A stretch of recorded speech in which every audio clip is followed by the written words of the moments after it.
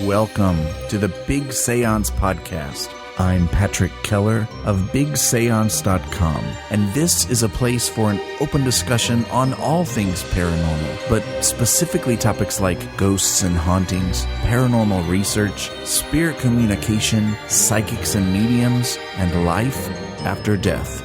So basically, anything that pops up in my paranormal world.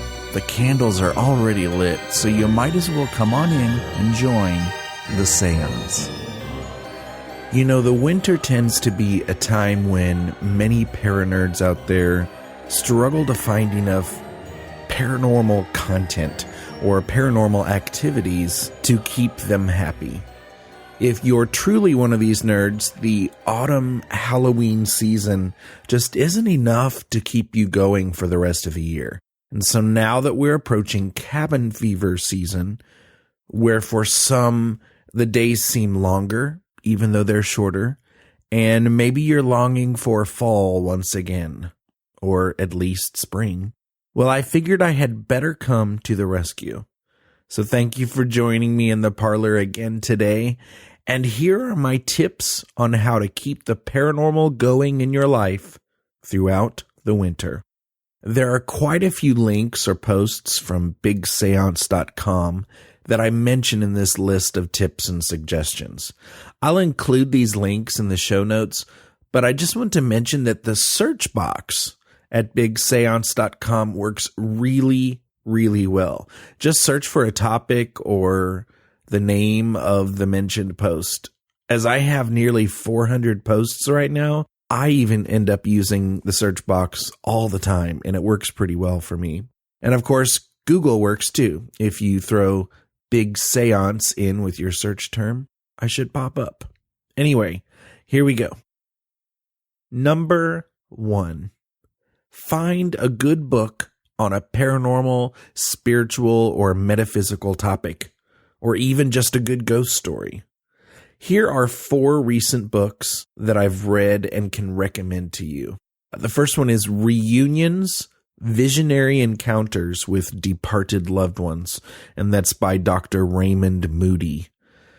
Dr. Moody is the leading authority of the near-death experience and what happens when we die. His first book, Life After Life, was published in 1975 and was groundbreaking. It has since sold over 13 million copies worldwide. This particular book, Reunions, is about Dr. Raymond Moody's research with facilitated apparitions. He uses a psychomantium, which he designed in his home. He refers to his psychomantium as the theater of the mind. I've talked a bit about the psychomantium before. It's fascinating. The next book is another by Dr. Moody, Paranormal, My Life in Pursuit of the Afterlife. This is Dr. Moody's most recent book and is the autobiography of his life. The next book is The Spirit of Creativity, Embodying Your Soul's Passion by Carole A. Dahlman. You know I love and respect the work of Carole A. Dahlman, and she's just so darn smart. The Spirit of Creativity is a book that she wrote with the help of her spirit friends via the Ouija board. Next is Soul Sensing, How to Communicate with Your Dead Loved Ones. And this is by Janice Carlson. Janice is another one of my recent guests, and I'm sure you remember that interview. I truly loved her book, and I think you will too. As of this recording, I'm currently reading Soul to Soul Connections, Comforting Messages from the Spirit World by future guest Carole J. Obley. If you're looking for a more detailed list of book recommendations and reviews, you can check out my recommended reading page at bigseance.com. I'm very often adding to and updating that list. So, back to my big list. Number 2, plan and hold a séance with a small group of friends. Some will tell you that a medium is absolutely necessary to have some kind of séance or spirit communication session. Usually the person telling you this will be a medium, of course. And having a medium is certainly a bonus, right? Absolutely. Find a local medium if you can. But those people who tell you that you can only do this with a medium are just wrong. You can certainly achieve spirit communication without the aid of a medium. And if it's true that we all have the ability to be psychic to a certain extent, then why not try it? Several times I've had what I consider to be communication through knocking or rapping. I always record these things, and so sometimes I end up with EVP or electronic voice phenomena as well. Several times I've had absolutely nothing happen, so that's a possibility too. So be prepared for that. But send out some invitations, set the mood, light some candles, obviously. Keep the alcohol locked up, set your intentions, say a prayer or meditate, and obviously be responsible, but give it a try. And yeah, there are going to be those folks who hold on to those stubborn fears about things like Ouija boards and other forms of spirit communication. Either because there was that one night when we were messing around when we were kids, or maybe they source any one of the Hollywood movies that are meant to frighten you. You won't get that from me. You just won't. Just be responsible. And by the way, your seance does not have to include a Ouija board or any other tools if you're not comfortable with them. But whatever you do, contact me and let me know how it went. Number 3, consider reading a how-to book on something like channeling, meditating, yoga, Ouija, tarot, astral travel, if you want to go way out there, or even EVP. But make yourself give it a try. Take the necessary time out in your life to practice this new skill, experiment, follow the steps, or learn whatever it is you've chosen. This is something I'm always doing. You guys know me. I'm always jumping from one form of spirit communication to another, which is fine, because I get to learn and get experience with so many techniques. After a few years of reading about EVP research and throwing myself into the paranormal investigation world, I decided to conduct a few major EVP experiments. I learned a lot about myself along with EVP and spirit communication in general by doing those experiments. It took a lot of time and energy, though. You can still find the report for my 2-week EVP experiment in the menu at bigseance.com. And by the way, I plan on producing a kind of how-to EVP episode sometime soon. I know quite a few people who have talked about giving it a try or have expressed interest in learning how to go about it. And I know these folks would be great at it and get a lot out of it. So stay tuned. And maybe you could let me know if you're one of those people. Get in touch with me. Number 4, find a cozy place to stay for the weekend. It doesn't even have to be haunted. It certainly helps if the place has some interesting history to it, or maybe it just looks haunted. Probably just about every region has a few cute bed and breakfasts. If you're lucky enough to be near the famous Stanley Hotel, which is the hotel in Estes Park, Colorado, that inspired Stephen King to write The Shining, I absolutely promise you that it is worth the stay, or even just a tour or visit. We stayed several nights there with my family a few years ago, and it was just the coolest experience. We staged our own small investigation and had some experiments. Some of us had some experiences, the rest of us didn't. Some of the folks around us really had some experiences, including a maid that ran out of the room across from me, screaming as she ran down the hall in horror. We didn't find out what happened in that room, but she was gone and she left the door open. My room, room 412 on the infamous stretch of hallway on the 4th floor, was actually featured on both Ghost Adventures and Ghost Hunters, I believe.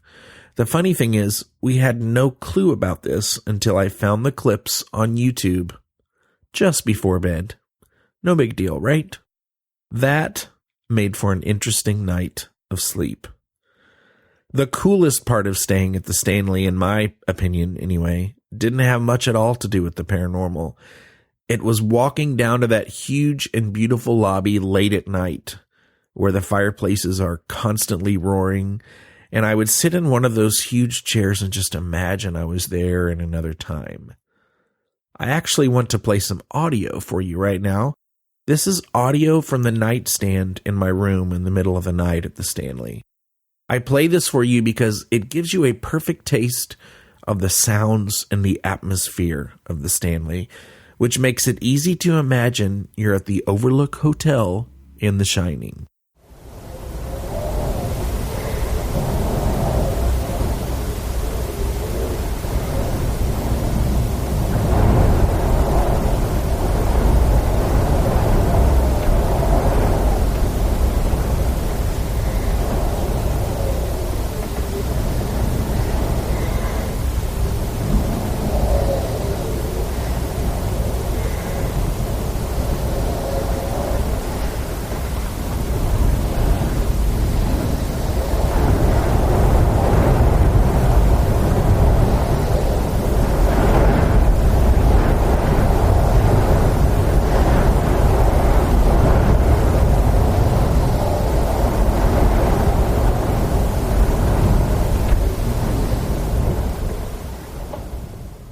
You can find more stories, audio, and photos from our stay at the Stanley Hotel if you find my post titled Memories of the Stanley Hotel. How about the Crescent Hotel in Eureka Springs, Arkansas? I've driven by that one. It's amazing. I have what is supposedly an old original skeleton key from the Crescent, which I blogged about recently. It was given to me by a friend. But I've never been in that place. I'll get there someday. It's not too incredibly far from me. We'll see. Or how about the famous Lemp Mansion here in St. Louis? That place will leave you with plenty to talk about. In bed, while you're not sleeping, because you're too busy being freaked out. I have quite a few pictures of the Lemp in a post titled The Lemp Mansion in St. Louis. This brings us to number 5. Watch an old black and white spooky movie. Or 2 or 3. And I have a few suggestions. Try The Uninvited from 1944. Or The Innocents, and that's INNOCENTS, and that's from 1961. Great movies, and perfect for a snow day. You can find my reviews of both of these films at bigseance.com. You're listening to the Big Seance Podcast with Patrick Keller. Look for us on iTunes and be sure to check out bigseance.com for more discussion. Oh, look. We've got listener feedback. For today's listener feedback, I wanted to thank several people for their spectacular iTunes reviews. And you're going to love this first name. I know I do. But Cheesy Dork left me an awesome review, and so did Miss If. And their reviews were written on the Canadian iTunes page. I have several listeners who I've heard from who listen in Canada. So shout out to my Canadian paranerds. Now I'll take you to the UK iTunes page, where Mad73 Yellow and Sonic 155 left me really nice reviews. See? Our Big Seance community reaches far and wide, and we have really strange and creative names too, by the way. A little closer to home for me, on the US iTunes page, Laura left a nice comment. Thank you, Laura. If you've written an iTunes review and you're from a country other than the ones I've mentioned today, I might not know about it because there are so many iTunes pages for every country. Feel free to contact me and tell me, and I'll look for it. And now something really, really cool. Occasionally listeners will reach out and contact me with questions or just to say hello. I got a wonderful message from Marion, and I wanted to share something cool that she's involved with. She says, I am a platform medium from Ashford, Kent, UK. I also run a closed circle on a Monday evening. About 4 months ago, through a strange set of coincidences, we started to use the Ouija board. It was about this time that I subscribed to your podcast. Only about 1 month ago did I hear the Carole A. Dahlman interview. Have now bought her books and am in contact with her through Facebook for lots of advice. Just wanted to introduce myself and say thank you firstly for such a good podcast, and second for doing that interview, which ultimately has helped our group to no end. Regards, Marion. I asked her more about this cool circle of hers because a long, long time ago, after reading into the experiments and research of the Skull Group, which I've blogged about several times, I considered forming some kind of circle or sitting group together. It's hard to do without the right people near you to meet regularly. Oh, and the fact that I'm not a medium makes it a bit difficult too. But anyway, I've been very interested in that. So I asked Marion to tell me more about this circle, and she said that there were 9 of them altogether, including her parents, who are 76 and 77 years old. She says, "We are still at early stages for board use, as most people in the group have been sitting to develop in clairvoyance. It was a strange way the board came into the group. We had spoken about table tipping, and I said that I had done this with a medium called Terry Tasker, who works for the Spiritual Association of Great Britain. Maureen in our group says Robin Hook, also a medium, would probably come to our group and do a demo. So along he came a couple of weeks later, did table tipping, and then decided to show us the Ouija board. Most of us looked gobsmacked and a little fearful. It was fantastic, and we were all shown some great evidence.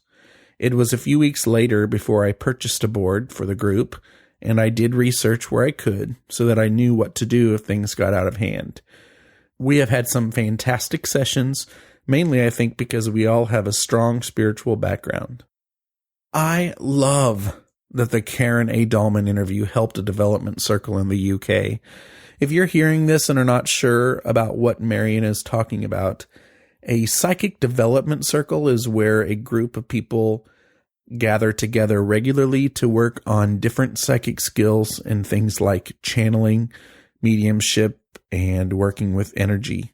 A development circle sounds so fun, and I'm a little jealous, actually. As I mentioned a few minutes ago, the famous Skull Group in England had amazing results, and you can read about it in a book called The Skull Experiment. I'll also try to include several of the links to my blog posts about Skull. So anyway, I've asked Marion to keep us all posted on the work they're doing, and I really hope to hear back from them again. That's exciting. Thank you so much for reaching out to us, Marion. Thanks for joining us for the Big Séance podcast. We'd better get back to the table while there's still some candlelight left. All right, welcome back. Here are the rest of my tips on how to keep the paranormal going in your life throughout the winter. We left off with number 6. Start an interesting or vintage collection, perhaps one that causes you to dig into some history or genealogy. I'll share an example from my own experience. Several years ago, I began collecting old high school yearbooks, but not just any yearbooks. These are yearbooks from my historic hometown. I found them online. I have almost every yearbook from the 1920s. This led me to finding a 1910 catalog and yearbook from a college that used to be in the same town. In those days, in addition to the photos that you would expect, yearbooks had such a wealth of information about the programs and the curriculum. As someone who is also an educator, I find it fascinating that I can compare my experiences to the actual curriculum and school rules and policies from over 100 years ago. It's so interesting. And it was this collection that led me to Miss Verna Marie Owen, a fascinating soul who taught for 50 years. She started as the teacher of a one-room schoolhouse and retired in the 1960s. I've blogged quite a bit about these yearbooks and Miss Owen over the last few years, and I'll include some of those links in the show notes. I have a similar collection of incredibly old church hymnals that I've collected from various places. They don't hold my attention like the yearbooks do, though. Number 7. Visit an old cemetery with a camera, especially after a pretty snow. Bundle up, find some good gloves that won't impede your ability to take pictures. Take a small bag with some hot chocolate and some snacks. Leave any impatient people at home and enjoy the beauty and solitude of the cemetery. I wanted to say get lost in the cemetery, but depending on how big your cemetery is and how snowy or cold it is, getting lost might not be a good phrase to use. Maybe you should tell a friend where you're going. This reminds me of my last year's visit to the beautiful and massive 314-acre City of Souls, the Bell Fountain Cemetery in St. Louis. I took advantage of a perfect opportunity to go there after a big snow. This place is huge, and there is always someone on staff at the front gate. The snow made the drive to the cemetery risky, let alone driving the roads in the cemetery. So when I got there, I knew I was walking. Since I greeted and chatted with the folks at the office upon my arrival, they knew my intention was to spend a serious amount of time walking around and photographing the place. But since they saw how fat and out of shape I was, I found it funny that after an hour and a half, one of them circled the place in a truck and found me on the opposite side of the cemetery. The 28-degree weather wasn't even fazing me. I was in heaven. I smiled and waved, and they drove on. I was so proud when I made it back to my car, and this had been a little over 2 hours total. And the first thing I did was check out all the great shots I captured in the car. Number 8. Start a grave adoption project. If you listened to episode number 11 from September 4th, 2014, I suggested that listeners consider starting a new fall tradition of adopting graves. I've not exactly adopted a grave in the winter, but I don't see why one couldn't. This could easily turn into a cool genealogy project as well, if you're into that sort of thing. Number 9. Do you or a friend feel you have any kind of paranormal activity in your home? Sometimes your local paranormal investigation team will be a little bit bored and itching to get out and investigate during the winter months. Convince them to let you help them investigate your home or your friend's home. Now, if I'm going to be honest, I have to tell you that not every Joe Bob Blackshirt ghost hunting team knows what they're doing. But at the same time, not every paranormal investigation team will be willing to do this, as some of them aren't hobbyists and are quite serious. You obviously don't want to have them investigate a home with no paranormal activity, but some groups are not as busy during the winter. It could be fun. So there you have it. Let me review the list really quick for you. To keep the paranormal going in your life this winter, number 1, find a good book. Number 2, plan and hold a séance with a small group of friends. Number 3, consider reading a how-to book to learn a new skill, like maybe meditating, channeling, tarot reading, or EVP. Number 4, find a cozy, historic, or haunted place to stay for the weekend. Number 5, watch an old black and white spooky movie. Number 6, start an interesting or vintage collection. Number 7, visit an old cemetery with a camera, especially after a pretty snow.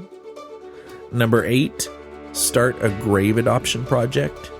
And number 9, invite a paranormal investigation team into your home or a friend's home and convince them to let you help investigate. For show notes, including links to anything we may have mentioned in this episode, visit bigseance.com, now the home of both the blog and the podcast. Just click on the Big Seance Podcast logo or find it in the menu. You can also find and subscribe to the show on iTunes and Stitcher. Do you have any comments or feedback? Please contact me at patrick@bigseance.com. You can call my feedback line at 7755-TELL-ME. That's 775-583-5563. You can also record audio feedback right from the site using the SpeakPipe link included in the show notes. I could decide to include your voice in a future show. Thank you so much for listening and reading. Unfortunately, it's time to blow the candles out, but we'll see you and light them again next time.